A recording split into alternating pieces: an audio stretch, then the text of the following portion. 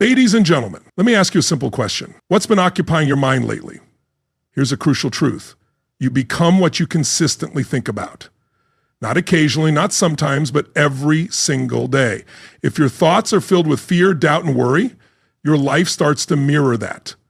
If your mind is focused on growth, gratitude, and goals, that too becomes your reality. Your mind functions as a factory, and your thoughts are the blueprint. It builds based on what you feed it.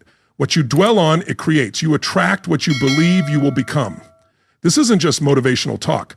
This is a law of life. And here's the key. It operates whether you're conscious of it or not. So if you're not satisfied with where your life is heading, perhaps it's time to examine what's been running on repeat in your mind. Because here's the thing, you can't plant weeds in the garden of your mind and expect to see roses grow. This idea changed everything for me. It made me more intentional, focused, and empowered. And I want to share that with you. Stick with me, and over the next few minutes, we'll break it down step by step, thought by thought. By the end, you'll understand how your thinking has been shaping your life and how you can regain control. Let's dive in. Thoughts are like seeds, and you're always planting. Here's a simple concept that's anything but insignificant. Your thoughts are seeds. The moment you think them, you've already planted something. Now, the real question is, what kind of harvest do you want to reap? Life doesn't simply respond to your wishes. It responds to your mindset, your internal dialogue, and the way you think. The soil of life is always fertile. It doesn't care whether you plant good seeds or bad seeds.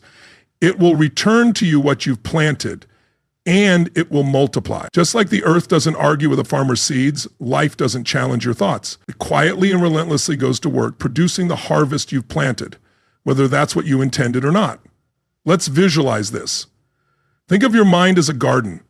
Every day you wake up with a bag full of seeds. Some seeds are powerful: hope, courage, gratitude, and ambition. But others are destructive: fear, self-doubt, anger, and procrastination. The catch is, you plant them all, every single one, through your thoughts, focus, and attention. And over time, what you plant becomes your mindset. Your mindset shapes your decisions lead to actions, your actions produce results. So if you're not happy with your current harvest, don't blame the weather, don't blame the soil. Take a moment to consider the seeds you've been planting. Here's an important truth. Most people plant by default, not by design. They wake up, check their phones, absorb the news, listen to gossip, and by lunchtime, they're already feeling anxious or lost. This isn't life happening to you. This is your garden reflecting exactly what was planted. So what's the solution? Start thinking with purpose. You need to be intentional about the seeds you plant in your mind. Instead of thinking, I can't, replace it with, I can improve. Instead of, what if I fail? Think, what if I learn something that changes everything? Instead of, this always happens to me, say, this time I'll respond differently. Hey, here's the magic. And yes, it's real magic. One small positive thought, planted and nurtured with repetition, can completely transform your life. Imagine this, just one idea, believed in, spoken aloud, and acted upon, can set off a chain reaction, a new habit, a new result, a new chapter. But you need to be honest with yourself. What kinds of seeds have you been planting?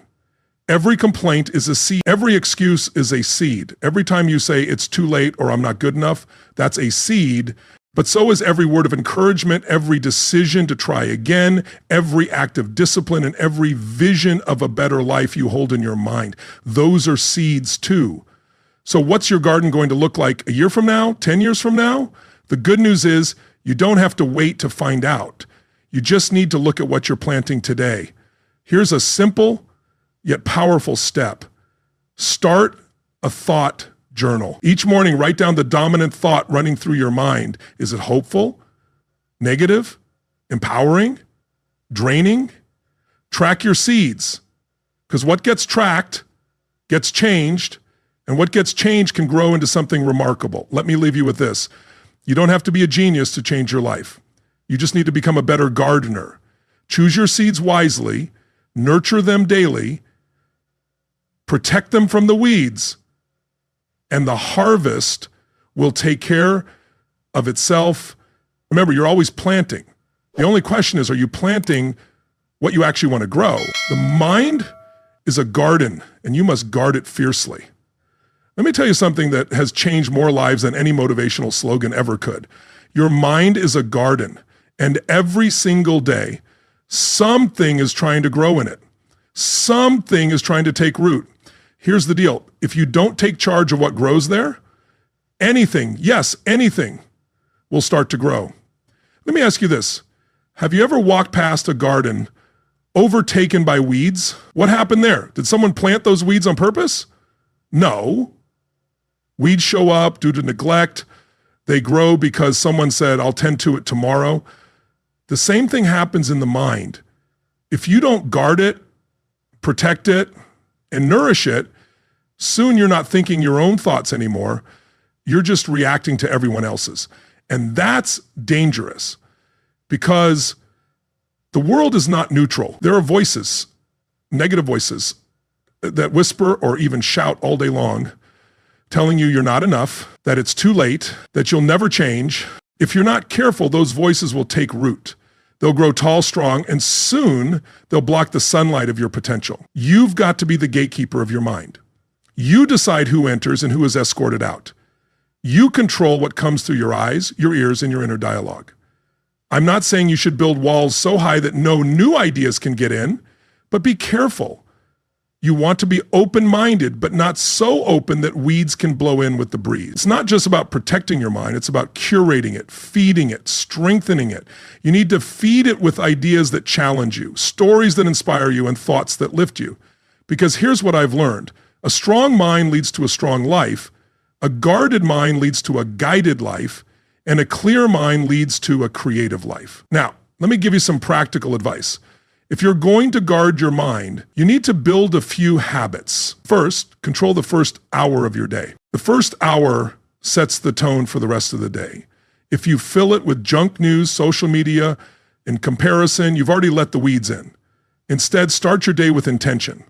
Read, reflect, write, visualize, plant something good. Second, audit your input. Ask yourself, is this helping me grow or holding me back? That TV show, that podcast, that conversation, what's it doing to your garden? If it's toxic, turn it off. If it's dull, cut it out. Be ruthless because your future is at stake. Third, choose your circle carefully. People are carriers. They carry energy, ideas, and influence. If you surround yourself with complainers, you'll start planting more complaints. Surround yourself with growers, thinkers, and doers, and your garden will thrive. Fourth, practice mental hygiene.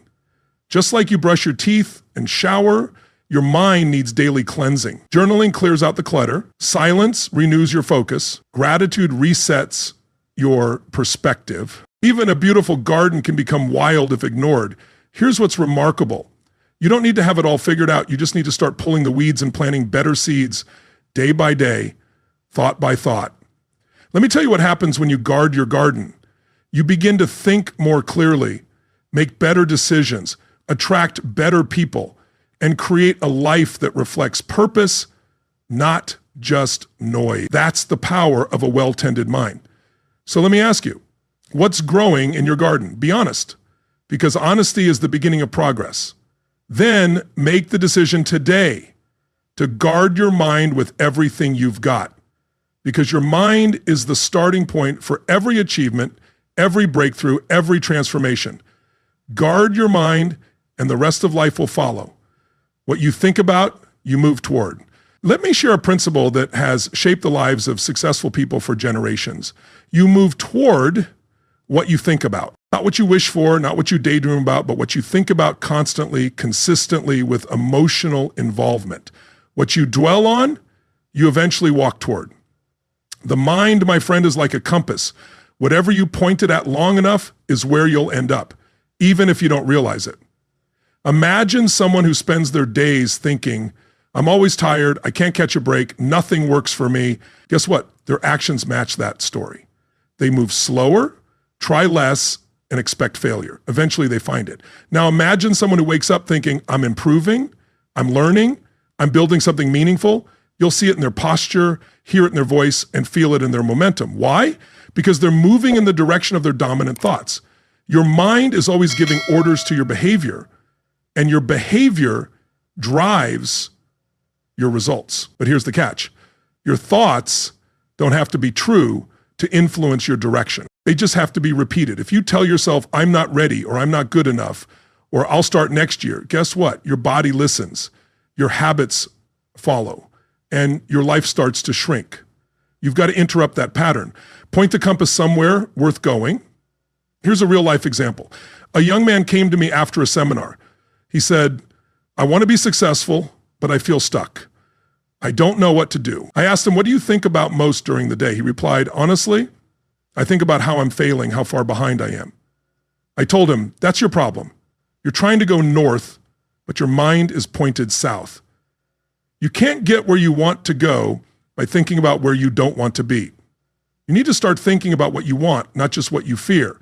See the future in your mind before you ever hold it in your hands, because the mind leads and life follows. Here's a simple habit you can build today: mental targeting. Every morning, take 5 minutes, just 5, and clearly think about where you want to go. Not vaguely, not someday, but specifically. The health you want, the income you desire, the character you want to embody, the relationships you want to build. Hold those images in your mind, feel them, speak them, write them down. When your mind sees something often enough, it starts to believe it's possible. And when belief shows up, action follows closely behind. That's how success begins, not with luck or genius, but with focus. What you think about, you begin to notice. What you notice, you begin to pursue, and what you pursue, you begin to experience. So what's your mind fixed on? Be honest. Are you thinking about problems or possibilities? Worry or opportunity? Who you used to be or who you're becoming? Your thoughts today are the preview of your life tomorrow. Every person you admire, every achiever, every leader, every builder, they all had to point their mind in the right direction before they ever moved. And so do you. You don't drift to excellence. You think your way into it and then you move. So decide right now, where do you want to go? And more importantly, what are you willing to start thinking about to get there? Because what you think about, you will move toward, and the journey begins the moment you take back the steering wheel of your mind. Your life follows your philosophy. Let me tell you something that's easy to overlook, but absolutely essential to understand if you want to change your life. Your life doesn't follow your hopes. It doesn't follow your good intentions. It doesn't even follow your goals if they're just written on a sheet of paper. Your life follows your philosophy. Now, what do I mean by that? Your philosophy is simply what you believe about life, about success, about failure, about people, about yourself. It's the set of ideas you've accepted as true. It's the way you see the world, and it shapes every decision, every habit, every result. Your philosophy is your internal compass, and whether you know it or not, it's been pointing you in a direction for years. Here's what's important. You don't get what you want. You get what your philosophy allows. You can want wealth, but if your philosophy is that money's the root of all evil, you'll sabotage yourself every time an opportunity shows up. You can want love, but if your philosophy is that everyone leaves, you'll push people away without even realizing it. You can want success, but if your philosophy says people like me never make it, then guess what? You'll prove yourself right. That's the power of a hidden philosophy. It becomes a self-fulfilling prophecy. So if your life isn't what you want it to be right now, you don't need to look out, you need to look within. You've got to examine the ideas you've been building your life around. And that's not always easy, because many of those beliefs were inherited from parents, from school, from culture, from past pain. You didn't choose them, but they're still running the show now. The good news is this: you can change your philosophy. That's the beautiful part about being human. You're not a tree. You can move, you can grow, you can upgrade your thinking, but you have to do it on purpose. Let me give you some practical steps to begin. First, identify the results you're getting. The results don't lie. They're always the loudest messenger of your current philosophy. If your finances are a mess, there's a philosophy behind that. If your health is declining, there's a philosophy driving that too. If your relationships keep falling apart, same thing. Results reveal beliefs. So start there. Second, ask, what must I believe to keep creating this? This is a powerful question. It cuts through the noise and gets right to the root. You'll uncover beliefs like, I'm not worth it, hard work never pays off, or people can't be trusted. And once you see it, you can change it. Third, replace weak beliefs with empowering truths. Here's the rule. Don't just remove a bad philosophy, replace it with a better one. I'm not worth it becomes I'm valuable, and growth is my responsibility. Success is for other people becomes success is earned and I'm willing to earn it. Write your new philosophy down, say it daily, and live it consistently. Fourth, build a philosophy that serves your future. Ask yourself this: if I keep thinking the way I'm thinking now, will it take me to the life I want? If not, don't wait for life to get better. Make your philosophy better, because that's where the real change begins. Let me tell you what happens when you upgrade your philosophy. You stop reacting and start responding. You stop blaming and start building. You stop drifting and start designing. You become the architect of your future because your mind is finally working for you, not against you. But remember, your philosophy doesn't change overnight. It changes by decision, then repetition, then reinforcement through action. You've got to review it often, refine it, and sharpen it, because the moment your philosophy starts to change, so does everything else. Let me leave you with this. If you want to change your income, change your philosophy about money. If you want to change your health, change your philosophy about discipline. If you want to change your relationships, change your philosophy about people. And if you want to change your life, start with the thoughts you allow to live in your head and the beliefs you allow to govern your days. Because your life will never go further than your philosophy allows. So upgrade it, guard it, live by it, and watch the world respond. You can't live a positive life with a negative mind. Let me give it to you straight. You can't live a positive life with a negative mind. It just won't happen. Trying to do that is like trying to plant flowers in poison. You can hope, you can pray, you can water the soil every morning, but nothing grows when the roots are rotten. You see, your mindset sets the tone for your entire life, not your background, not your education, not your circumstances, your mind. Now, here's what I've learned after years of speaking with people from all walks of life. Most people don't even realize how negative their thinking has become. They don't notice how many times a day they say things like, "This always happens to me. Just my luck. Nothing ever works out. I knew I'd mess it up," or "I don't think I can." These aren't just passing words. They are reflections of a deeply rooted mindset. And over time, those thoughts become habits, those habits become identity, and that identity becomes a life that never rises above average. But here's the good news. The mind can change. And when your mind changes, your life starts to follow. Let me show you how negativity shows up in your words. You speak doubt, not confidence. In your body language, you slouch, you sigh, you hesitate. In your habits, you procrastinate, you give up early, you sabotage your momentum. In your relationships, you expect the worst, you assume the worst, you attract the worst. And all of it starts with your thinking. You can't talk failure and expect success. You can't dwell on limitations and walk into freedom. You can't replay rejection in your mind and expect to feel confident when opportunity knocks. It doesn't work like that. Now listen, I'm not saying life is always sunshine and roses. We all go through tough seasons. We all face rejection, pain, betrayal, and setbacks. But the difference between a negative mind and a strong mind is simple. A negative mind stays there. A strong mind acknowledges the pain, then chooses a better perspective. Because your mind doesn't just reflect your life, it creates it. You've got to take responsibility for your atmosphere. Here's a powerful exercise. Try this. Starting today, create a mindset filter. Every time a negative thought shows up, stop and ask, is this useful? Is it true? Is it helping me grow? If the answer is no, replace it. Don't fight the negative thought, overwrite it. You don't have to wrestle with the dark if you just turn on the light. Let me give you a few replacements for common negative thoughts. Instead of "I'll never figure this out," say, "Every expert was once a beginner." Instead of "I'm so behind," say, "I'm right on time for my journey." Instead of "I always fail," say, "Every failure has something to teach me." Instead of "I'm not good enough," say, "I'm learning, I'm growing, and I'm not done yet." You don't have to be perfect, you just have to be intentional. And here's another tip. Protect your input. You can't expect a positive mind free while feeding it hours of fear, gossip, and outrage. Every day, the mind absorbs what you give it. So give it something strong, something clean, something that builds rather than breaks.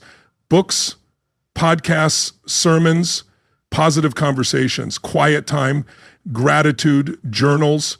That's how you clean out the negativity and keep it out. Let me leave you with this.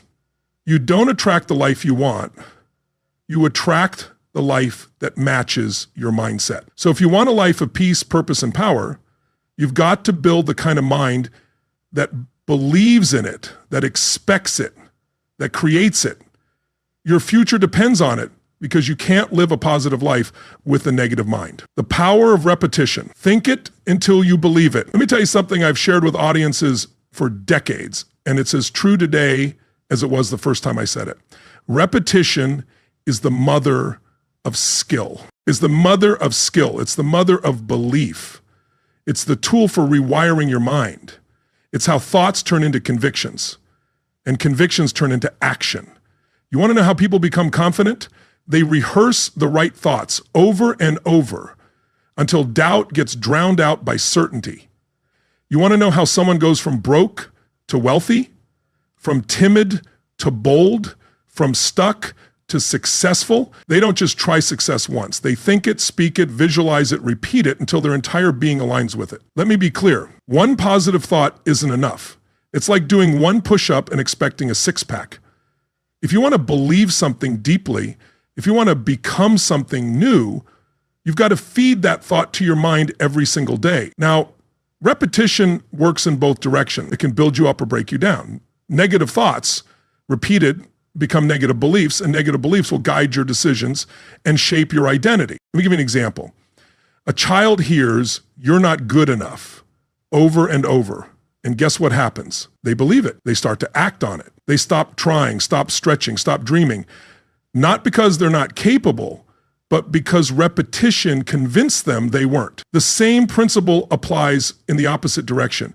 Speak courage over yourself long enough, and it begins to take root. Repeat discipline often, and it becomes second nature. Affirm your vision every day, and soon the world will start responding. Your mind is always listening, even when you're unaware of it. So the real question is, what message have you been repeating to yourself? I'm too late. I'll never catch up. I'm not like them. Or perhaps, I'm growing every day. I'm willing to learn. I can create something meaningful. My past doesn't define my future. One set of beliefs will guide you toward your purpose, while the other keeps you stuck in the same cycle. Here's a practical tool I recommend often, the repetition ritual. Every morning, before the chaos of the day sets in, speak 5 truths out loud. Not empty hype, not vague motivation, real, grounded, specific truths about who you are becoming. Write them on your mirror, record them on your phone, set a reminder, whatever works. Just make sure you're deliberately feeding your mind something powerful, because your mind doesn't care whether what you say is positive or negative. It simply absorbs what it hears most. So you need to outshout the doubt. You have to outthink the fear. You must out-permit the old story you've been telling yourself. Let me remind you, you don't need to feel it before you say it. That's the key. You don't speak what's already true. You speak what you want to become true. The repetition leads to belief, not the other way around. If you repeat something enough, you'll start to believe it. Once you believe it, you'll act on it. Once you act on it, you'll prove it. And once you prove it, no one can take that from you. That's where transformation starts.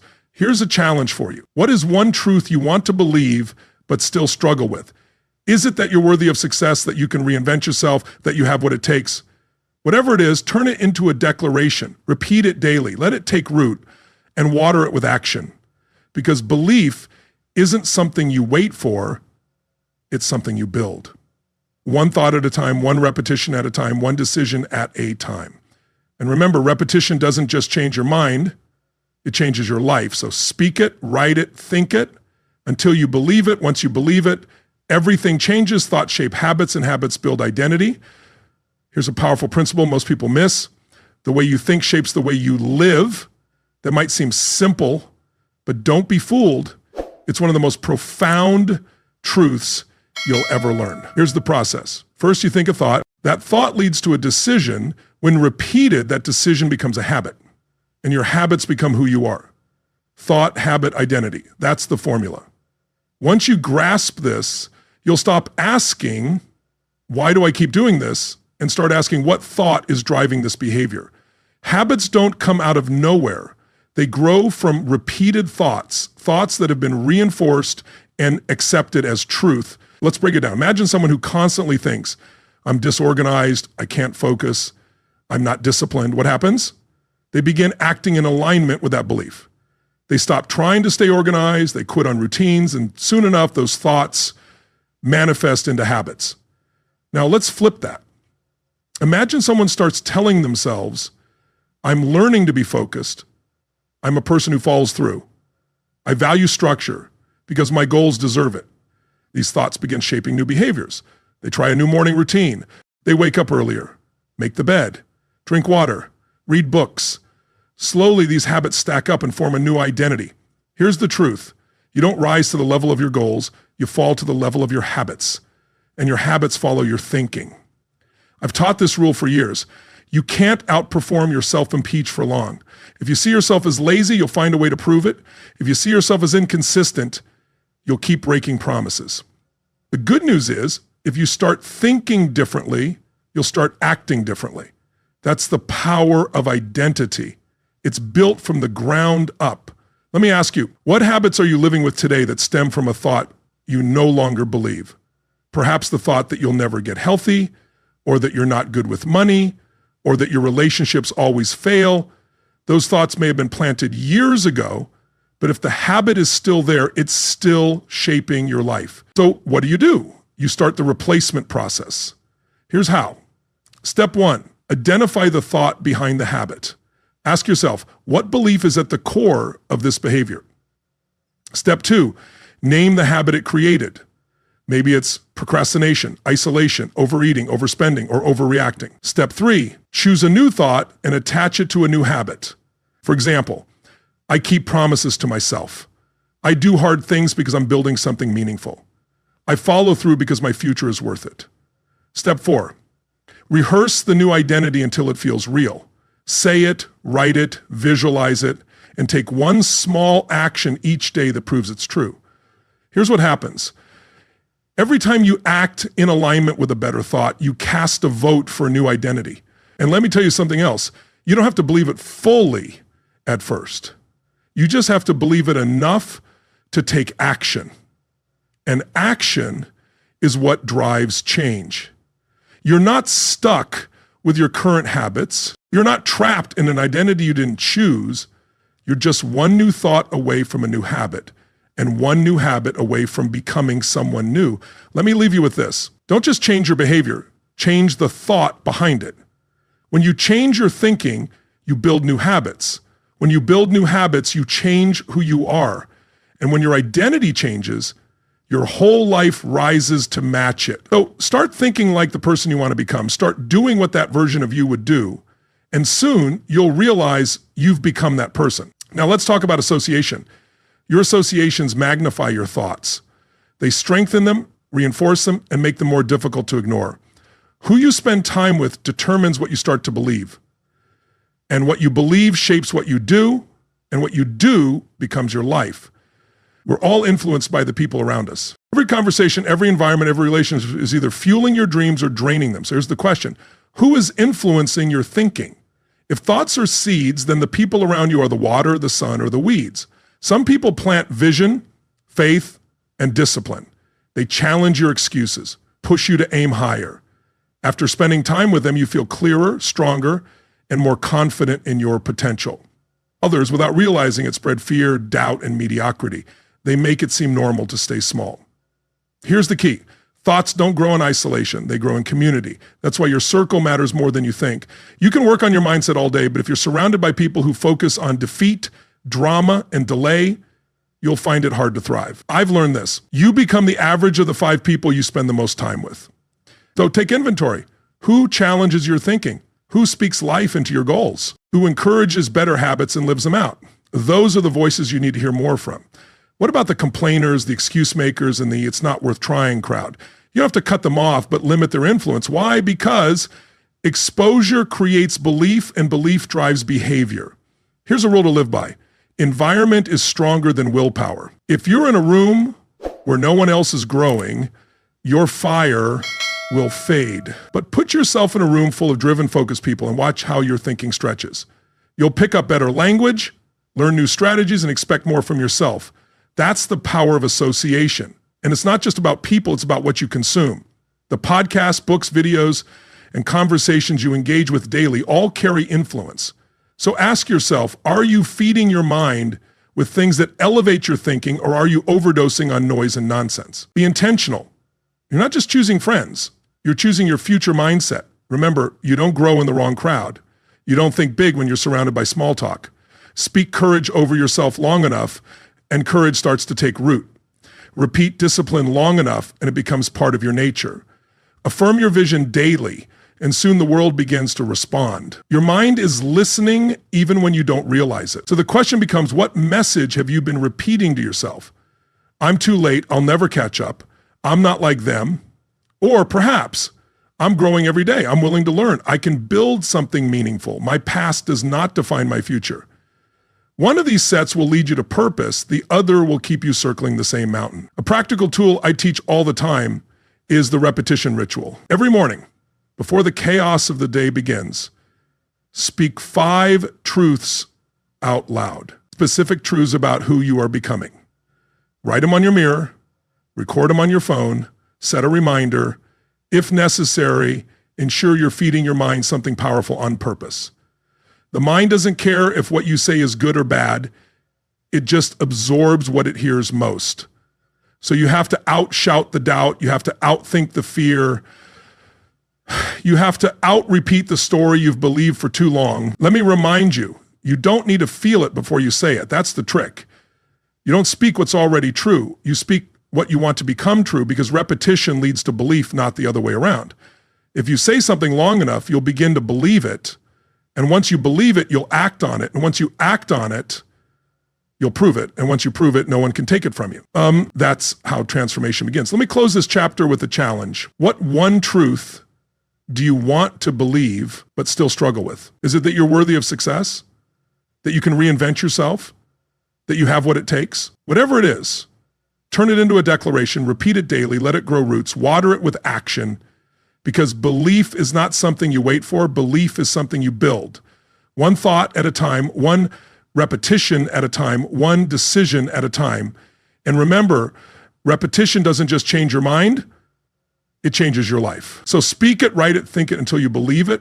And once you believe it, everything changes. Thoughts shape habits, and habits build identity. Let me tell you something that most people never connect. The way you think becomes the way you live now. That might sound simple, but don't let its simplicity fool you. It's one of the most powerful truths you'll ever learn. First, you think a thought, that thought becomes a decision, that decision repeated becomes a habit, and your habits become who you are. Thought, habit, identity. That's the formula. And once you understand it, you'll stop asking, why do I keep doing this? And start asking, what thought is behind this behavior? Habits don't come out of nowhere. They grow from the seeds of thought. Thoughts that have been repeated, reinforced, and accepted as truth. Let's break it down. Imagine someone who constantly thinks, I'm just not disciplined. You know what happens? They begin acting in a way that aligns with that script. They stop trying to be organized. They quit early on routines, and soon the habit becomes real. But it started with the thought. Now let's reverse it. Someone starts telling themselves, I'm learning to be focused. I'm a person who follows through. I value structure because my goals deserve it. Those thoughts begin to shape new behaviors. They try a new morning routine. They start showing up earlier. They make the bed. They drink the water. They read the book. And guess what? Those small habits begin to stack up, and that stack becomes a new identity. Because here's the truth. You don't rise to the level of your goals, you fall to the level of your habits, and your habits follow your thinking. Let me give you a rule I've taught for years. You can't outperform your self-image for long. If you see yourself as lazy, you'll find a way to prove it. If you see yourself as inconsistent, you'll keep breaking your promises. But the good news is if you begin to think differently, you'll start to act differently. That's the power of identity, and it's built from the ground up. Let me ask you a question. What habits are you living with today that were born out of a thought you no longer believe? The thought that you'll never get healthy, that you're just not good with money, that your relationships always fall apart, or that you'll never finish what you start. Those thoughts may have been planted years ago, but if the habit is still there, it's still shaping your life. So what do? You start the replacement process. Here's how. Step 1, catch the thought behind the habit. Ask yourself, what am I believing right before I give up, before I avoid, before I scroll, snooze, or stress? Step 2, name the habit it created. Maybe it's procrastination. Maybe it's isolation, overeating, overspending, or overreacting. Step 3, choose a new thought and attach it to a new habit. I'm someone who keeps promises to myself. I do hard things daily because I'm building something. I follow through because my future is worth it. Step 4, rehearse the identity until it feels real. Say it, write it, visualize it, and take one small action a day that proves it's true. Because here's what happens. Each time you act in alignment with a better thought, you're casting a vote for a new identity. Let me tell you something else. You don't have to believe it fully at the beginning. You just have to believe it enough to take action. And action is what starts the change. You're not stuck with the habits you've got. You're not trapped in an identity you didn't consciously choose. You are one new thought away from a new habit and one new habit away from becoming someone new. Let me leave you with this. Don't just change your behavior. Change the thought that led to it. Because when you change your thinking, you build new habits. And when you build new habits, you change who you are. And when your identity changes, your whole life rises to match it. So start thinking like the person you want to become. Start doing what that version of you would do. And soon you'll wake up one day and realize you become that person. Association magnifies thought. Let me share a principle with you that could change your direction almost overnight. Your associations magnify your thoughts. They amplify them. They reinforce them. They make them louder, stronger, and harder to ignore. That's right. Who you spend time with determines what you start to believe. And what you believe shapes what you do, and what you do becomes your life. You see, we're all influenced. We can pretend we're not, but we are. Every conversation, every environment, every relationship is either feeding you forward or pulling you back. It's either pushing you forward or pulling you back. So the question becomes, who's speaking into your thinking? Because if thoughts are seeds, then the people around you are the water, the sun, or the weeds. Let's be honest, some people walk into your life and plant vision, faith, discipline. They challenge your excuses. They push you to aim higher. You leave their presence thinking clearer, standing taller, believing stronger. And then there are others, some people, without even knowing it, infect your thinking with fear. They feed your doubt. They normalize mediocrity. They make it seem smart to stay small. But here's what I want you to understand. Thoughts don't grow in isolation. They grow in community. That's why your circle matters more than you think. You can spend all day working on your mindset. But if you're surrounded by people who constantly talk defeat, drama, and delay, you're planting. Now, I'm not saying you need to cut people off cold, but you do need to become intentional about who gets access to your attention, your time, and your energy. You see, I learned a long time ago, you become the average of the 5 people you spend the most time with. So take inventory. Who challenges your thinking? Who speaks life into your goals? Who encourages better habits and lives them out themselves? Who believes in your potential even when you forget it? Those are the voices you need more of. And what about the others? The complainers, the excuse makers, the blamers, the it's not worth trying crowd. You don't have to hate them. You just have to limit their influence. Why? Because exposure creates belief and belief creates behavior. So if you keep exposing yourself to small thinking, don't be surprised when you start playing small yourself. Here's a rule you can write down. Environment is stronger than willpower. You might have big goals, but if you're in a room where no one else is growing, it's only a matter of time before your fire fades. But put yourself in a room full of driven, focused, growing people and watch how your own thinking starts to stretch. You'll pick up better language, you'll learn new strategies, and you'll expect more from yourself just by being around people who expect more from life. That's the power of association. Now, here's something else. Association is not just about people, it's also about what you consume, what you read, what you listen to, what you scroll through every day, podcasts, books, videos, conversations.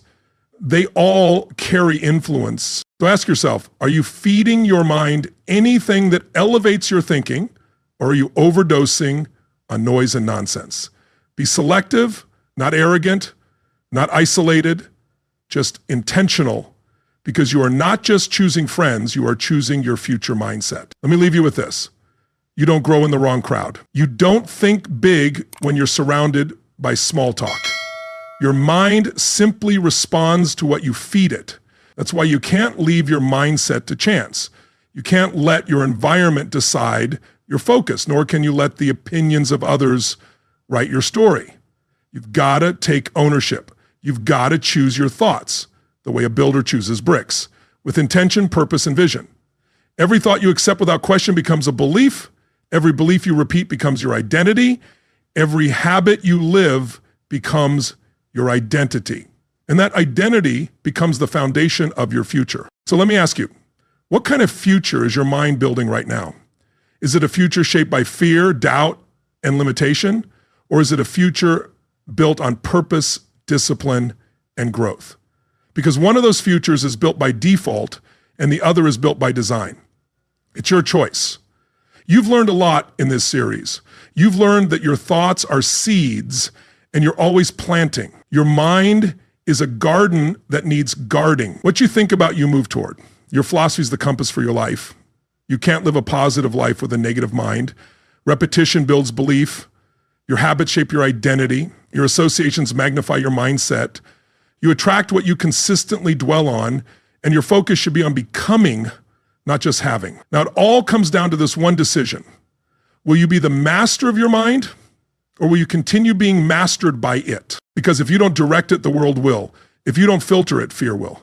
If you don't train it, your past will. And if you don't fill it, it will be filled for you. Let me challenge you right here and right now. Don't just be a consumer of good ideas. Be a builder of them. Be a student of growth. Be a leader of your own life. Start guarding your input. Start declaring your vision. Start thinking like the person you intend to become. Not someday, but today. Because when you master your mind, you stop reacting, you start creating. You stop living from emotion, and you start leading from purpose. You don't just change how you feel, you change where you're going. And I'll tell you this, once you've mastered your mindset, there's no limit to what you can build, what you can become, and how many others you can lift along the way. So as we wrap up this journey, remember, you become what you think about. So think wisely, think intentionally, think powerfully, because your mind is either your greatest asset or your greatest liability. And the moment you choose to master it, you take back your life